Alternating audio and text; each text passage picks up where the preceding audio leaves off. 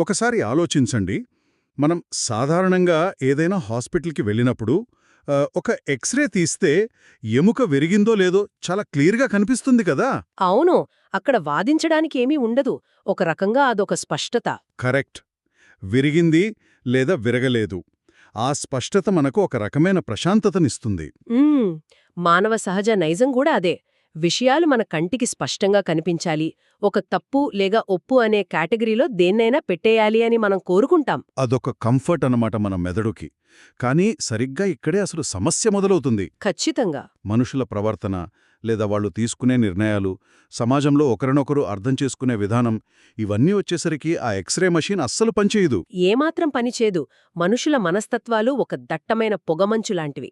ఎవరు తప్పు చేశారు, ఎవరు ఒప్పు చేశారు అని నిర్ధారించడం అంత ఈజీ కాదు. పైగా ఈ రోజుల్లో ప్రతి ఒక్కరూ తమదే న్యాయమని గట్టిగా వాదిస్తున్నారు. ఈ అయోమయం మరింత ఎక్కువైపోయింది. అవును. సమాజం ఆధునికీకరణబడినా మన ఆలోచన విధానంలోని ఆ సంక్లిష్టత మారలేదు. అందుకే ఈరోజు మన లోతైన విశ్లేషణ దేని గురించంటే, ఈ అయోమయాన్ని ఛేదించడానికి సుమారు 2500 సంవత్సరాల నాటి ఒక అద్భుతమైన గ్రంథాన్ని మనం ఆధారంగా తీసుకుంటున్నాం. అదే బౌద్ధ ధర్మానికి సారాంశమైన దమ్మపదం. ఆ ముఖ్యంగా డాక్టర్ ఎస్ రాధాకృష్ణన్ మరియు బుద్ధరక్షిత గారు ఇంగ్లీష్లోకి అనువదించిన గ్రంథాలను మనం పరిశీలిస్తున్నాం.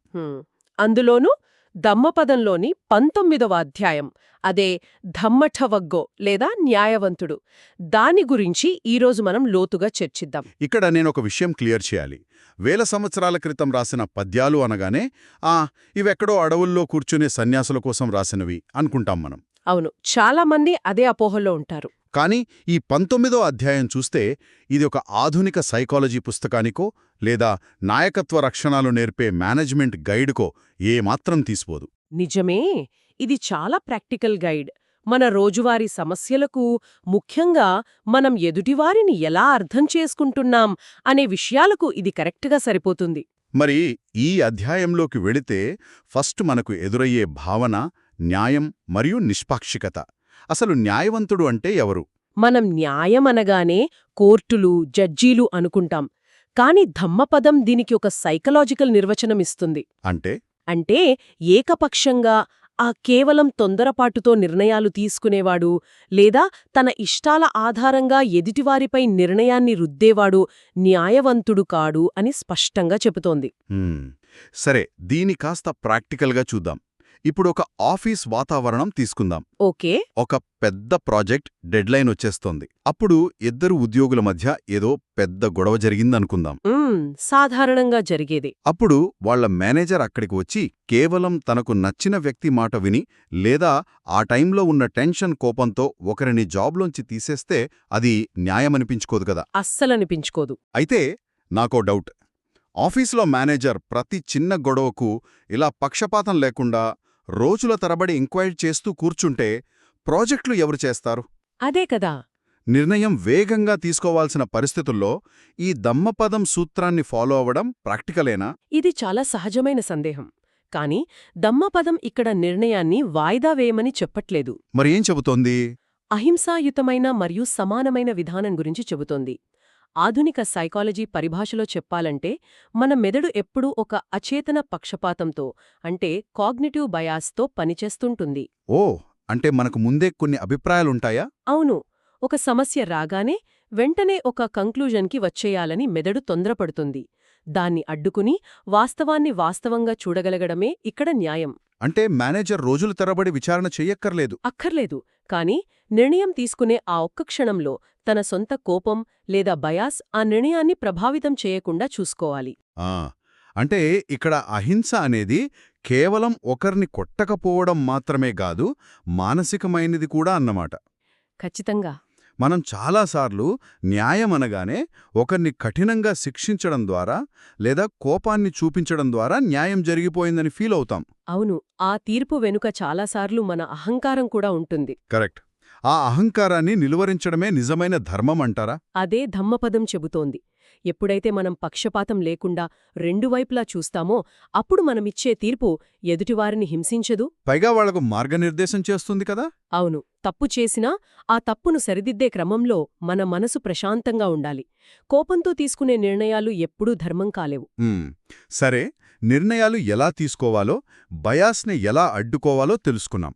మరి సమాజంలో ఇలాంటి నిజమైన జ్ఞానమున్నవారిని మనం ఎలా గుర్తించాలి? అదొక పెద్ద సవాలు మనకి. అవును, ఎందుకంటే మన చుట్టూ ఎప్పుడూ ఏదో ఒక ఉపన్యాసం ఇచ్చేవాళ్లుంటారు, ముఖ్యంగా ఈ సోషల్ మీడియా యుగంలో. ఇన్ఫ్లుయెన్సర్లు, మోటివేషనల్ స్పీకర్లు చాలా మంది కనిపిస్తారు. అద్భుతమైన పదజాలంతో మాట్లాడుతుంటే వాళ్ళని మనం ఈజీగా జ్ఞానులుగా పొరబడతాం కదా, వాళ్ళకంతా తెలుసు అని నమ్మేస్తాం. సరిగ్గా ఇక్కడే దమ్మపదంలోని తదుపరి పద్యాలు ఆ భ్రమను బద్దలు కొడతాయి. ఏమని? ఒక వ్యక్తి అద్భుతంగా అనర్గళంగా మాట్లాడినంత మాత్రాన అతను పండితుడు లేదా జ్ఞాని అయిపోడు అని స్పష్టం చేస్తున్నాయి. జ్ఞానాన్ని మాటలతో కొలవలేం. ఒక్క నిమిషం, దీన్ని మరోలా ఆలోచిద్దాం. అద్భుతంగా మాట్లాడేవారంతా అజ్ఞానుడు కారు కదా. కారు, నిజమే. చాలామంది తమకు తెలిసిన సబ్జెక్ట్ని చాలా స్పష్టంగా చెప్పగలరు. అలాంటప్పుడు కేవలం తక్కువ మాట్లాడటమే లేదా ఎప్పుడూ మౌనంగా ఉండిపోవటమే జ్ఞానమా? ఏమాత్రం కాదు. అంటే ఏమీ మాట్లాడని వారందర్నీ పండితులు అనుకోవాలా మనం? బౌద్ధం ఎక్కడ మౌనంగా ఉండటమే జ్ఞానమని చెప్పలేదు. ఇక్కడొక సూక్ష్మమైన పాయింటుంది. ఆ మాటల వెనుకున్న భావోద్వేగం ఏమిటి అనేది ముఖ్యం. అంటే ఇంటెన్షన్. కరెక్ట్. దమ్మపదం ఒక అత్రికమన కొలమానాన్ని ఇచ్చిందిక్కడ. ఎవరైతే ప్రశాంతంగా, ద్వేషం మరియు భయం లేకుండా ఉంటారో వారే నిజమైన జ్ఞానులు. అంటే ద్వేషం, భయం లేకుండా ఉండడం. అవును. మనిషి ఎక్కువగా మాట్లాడటానికి లేదా ఎదుటివారిపై మాటలతో దాడి చేయడానికి ప్రధాన కారణం లోపల ఉన్న ఇన్సెక్యూరిటీ, భయం. వావ్, ఇది చాలా ఆసక్తికరమైన కోణం. తాము ఎక్కడ వెనుకబడిపోతామో అనే భయమే చాలాసార్లు అహంకారంగా, కఠినమైన మాటలుగా బయటికొస్తుంది. అంటే మనం వాదనలో గెలవాలని అరుస్తూ ఉంటాం కదా, ఆ అరవడం వెనుక ఉన్నది కాన్ఫిడెన్స్ కాదు, భయమన్నమాట. 100% భయమే. తమ మీద తమకు నమ్మకమున్నవాళ్లు, వాస్తవాన్ని గ్రహించినవాళ్లు ఎప్పుడూ ప్రశాంతంగా ఉంటారు. ఆ ప్రశాంతతలో ద్వేషానికి ప్లేసుండదు. ఉండదు. మనం రోజు చూస్తుంటాం కదా, వేదికల మీద శాంతి గురించి ఉపన్యాసాలిచ్చేవాళ్లు కిందకి దిగగానే వాళ్ళ అనుచరుల మీద అరుస్తుంటారు, కోపంతో ఊగిపోతుంటారు. ఎగ్జాక్ట్లీ. వాళ్ల మాటల్లో జ్ఞానమున్నా ప్రవర్తనలో ఆ భయం, ద్వేషం క్లియర్గా కనిపిస్తాయి. దీన్నే అంతర్గత సామరస్యం లేకపోవటం అంటాం. అంటే ఒక వ్యక్తి ఎన్ని పుస్తకాలు చదివాడు అన్నది ముఖ్యం కాదు. కాదు, ఆ చదివినదాన్ని తన ప్రవర్తనలో ఎంత చూపిస్తున్నాడు అన్నదే అతని జ్ఞానాన్ని డిసైడ్ చేస్తుంది. జ్ఞానం తలలో ఉండే సమాచారం కాదు, నడవడికలో కనిపించాలి. అంటే చెప్పే మాటలకి, చేసే పనులకి మధ్య తేడా ఉండకూడదు. అప్పుడే ఆ వ్యక్తి నిజమైన పండితుడు అని ధమ్మపదం చెబుతుంది. కరెక్ట్. ఆచరణ లేని మాటలు గాల్లో కలిసిపోయే శబ్దాలే కదా. ఈ పాయింట్ చాలా బాగుంది. సరే, మాటలు జ్ఞానాన్ని సూచించనప్పుడు కంటికి కనిపించే వేషధారణ లేదా ఆచారాలు సూచిస్తాయా? దీనిపై ధమ్మపదం చాలా కఠినంగా విమర్శించింది. ఈ 19వ అధ్యాయంలో ఒక మనిషి బాహ్య రూపాన్ని, అంతర్గత స్థితిని పోలుస్తూ చెప్పిన విషయాలు నేటి సమాజానికి ఎలా అప్లై చేయొచ్చు మనం? చూడండి, సమాజంలో ఎప్పుడూ ఆకారం మీదే ఫోకస్ ఉంటుంది, సారాంశం మీద కాదు. అంటే ఫార్మ్ వర్సెస్ ఎసెన్స్. అవును. బాహ్య వేషధారణల గురించి, మూఢంగా పాటించే ఆచారాల గురించి ఇందులో చాలా లోతైన ఎనాలిసిస్ ఉంది. ఎలాంటి అనాలిసిస్? కేవలం తలనీలాలు అర్పించినంత మాత్రాన ఆ క్రమశిక్షణ లేని వ్యక్తి సన్యాసి కాలేడు. అలాగే కేవలం మౌనంగా ఉన్నంత మాత్రాన ఒక అజ్ఞాని ముని కాలేడు. మన ప్రస్తుత సమాజంలో ఉన్న fake it till you make it కల్చర్కి ఇది పర్ఫెక్ట్ కౌంటర్ అనిపిస్తోంది నాకు. ఖచ్చితంగా. ఉదాహరణకి, ఒక వ్యక్తి మెడలో స్టెథోస్కోప్ వేసుకుని ఆ తెల్లకోటు వేసుకున్నంత మాత్రాన అతను డాక్టర్ అయిపోడు కదా. అవ్వలేడు. అతనికి మెడికల్ నాలెడ్జ్ ఉండాలి, ట్రీట్ చేసే స్కిల్లుండాలి. ఆ స్కిల్ లేకుండా రోజుకో కోటు మార్చినా వేస్టే. అలాగే బట్టలు మార్చుకున్నంత మాత్రాన లేదా గడ్డం పెంచుకుని కళ్ళు మూసుకుని ఆశ్రమాల్లో కూర్చున్నంత మాత్రాన లోపల ఉన్న అజ్ఞానం పోదు. పోదు. మరి మనుషులు ఎందుకు ఇలాంటి బాహ్యాచారాలపై ఆధారపడతారు? ఎందుకంటారు? విశ్లేషిస్తే ఒక ఆసక్తికరమైన నిజం తెలుస్తుంది. మనలోని చెడును, అంటే కోపం, అసూయ లాంటివి జయించడం చాలా కష్టం. చాలా టైం పడుతుంది, పెయిన్ఫుల్ కూడా. అవును. అందుకే మన మెదడు ఒక షార్ట్కట్ వెతుక్కుంటుంది. కొన్ని నియమాలు లేదా ఆచారాలు యాంత్రికంగా పాటించేసి నేను గొప్పవాడిని అని ఒక భ్రమను క్రియేట్ చేసుకుంటుంది. ఓ అంటే మనలోని లోపాలను కవర్ చేసుకోటానికి మనం ఈ ఆడంబరాలను ఒక మాస్క్లాగా వాడుకుంటామన్నమాట.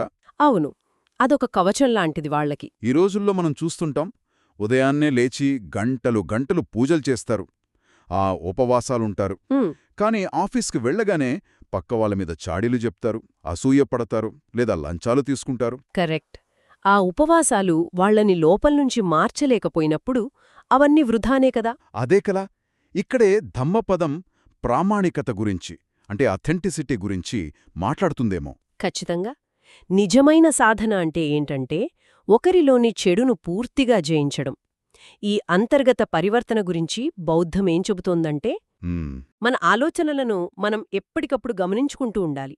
కేవలం నియమాలను గుడ్డిగా పాటిస్తే దుఃఖం నుండి విముక్తి రాదు. అంటే ఉన్నదున్నట్లుగా వాస్తవాన్ని యాక్సెప్ట్ చెయ్యాలంటారా? అవును, మన లోపాలను మనం అంగీకరించి వాటిని సరిదిద్దుకునే ప్రయత్నం చేయడమే నిజమైన ముని లక్షణం. ఇది వినడానికి బాగుంది కానీ ప్రాక్టికల్గా మన లోపాలను మనం ఒప్పుకోవడం అంత ఈజీ కాదు కదా. అస్సలు కాదు.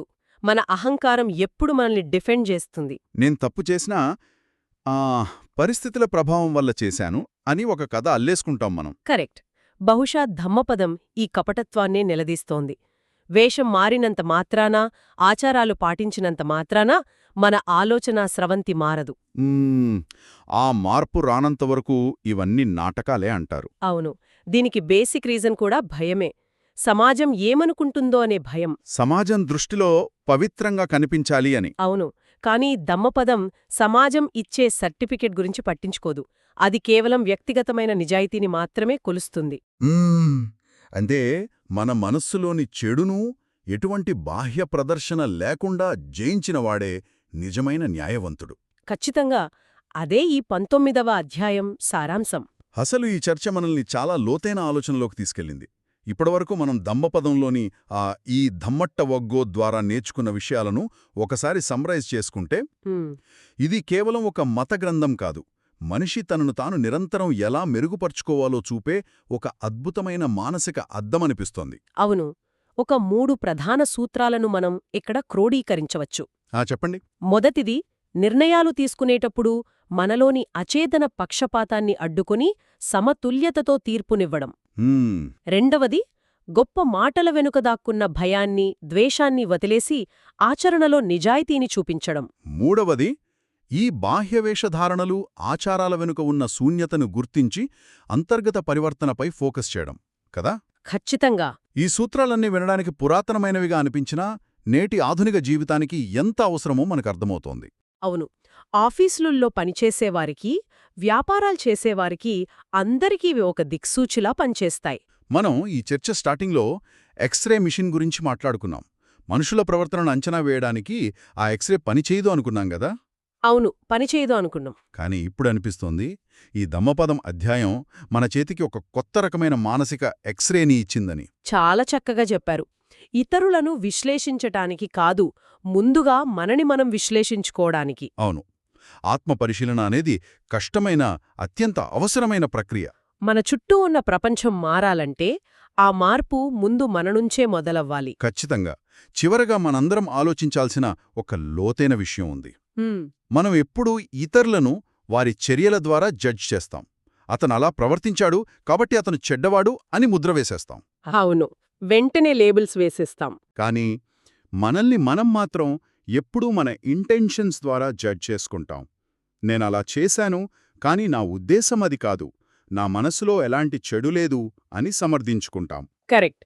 ఇది ప్రతి మనిషి చేసేదే. మరి దమ్మపదం చెప్పిన ఈ నిష్పాక్షికమైన తీర్పు అనే నియమాన్ని ఇతరుల పట్ల కాకుండా మన సొంత ఆలోచనల పట్ల, మన పట్ల మనం వర్తింపజేసుకుంటే, మన తప్పులను కూడా మనం అదే నిష్పాక్షికతతో విశ్లేషించుకుంటే, అప్పుడు మనలోని భయం, ద్వేషం దానంతట అవే కరిగిపోయి మన రోజువారీ ఆందోళనలు, ఘర్షణలు ఎంతలా మారిపోతాయో కదా. నిజంగా అదొక గొప్ప మార్పుకి నాంది అవుతుంది. ఈ ప్రశ్నను మనకు మనం వేసుకుందాం. సమాధానం కోసం మన లోపలే అన్వేషిద్దాం. ఈ లోతైన ఆలోచనతో ఈనాటి ఈ విశ్లేషణ ముగిద్దాం. మళ్ళీ మరో అద్భుతమైన చర్చతో కలుద్దాం.